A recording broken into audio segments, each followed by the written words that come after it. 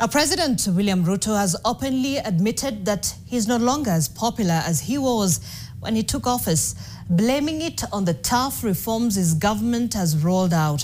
Speaking at the first ever Kenya Kwanza ODM Parliament Group meeting this morning, Ruto also sustained his criticism on MPs of extortion and especially senators, accusing the Senate of being a corruption hotspot. NTV's David Mudhoka begins our coverage with that report. For the first time since signing their political truce earlier this year, President William Ruto and ODM leader Raila Odinga hosted a joint parliamentary group meeting at Karen in Nairobi. President Ruto acknowledging that his popularity has dipped since taking power in September 2022. I imposed on myself all these difficulties.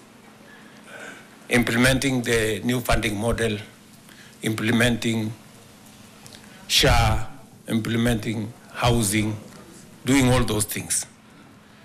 If I hadn't done any of those, I would be a very popular person, and but the country would not have moved anywhere. Ruto, who has encountered protests since 2023, went further, suggesting that even Raila Odinga will not escape unpopularity had he clinched the top seat. He would be implementing SHA, he would be implementing housing, he would be doing reform in the education, he would be doing reform in agriculture. I know that for a fact, because I have been in his school of leadership. Ruto once again lashed out at Parliament over the alleged extortion of governors by committee members. The latest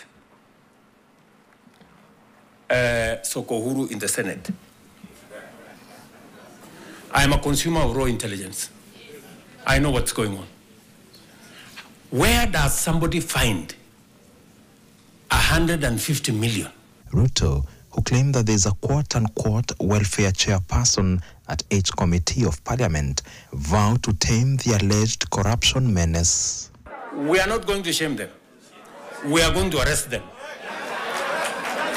But if Ruto rattled MPs, Raila Odinga stirred outright rebellion.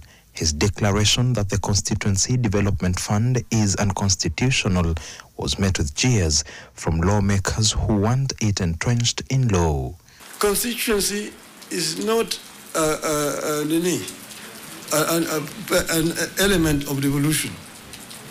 Devolution remains at the county. Down there at the constituency, the county government does implementation of the projects. I'm saying.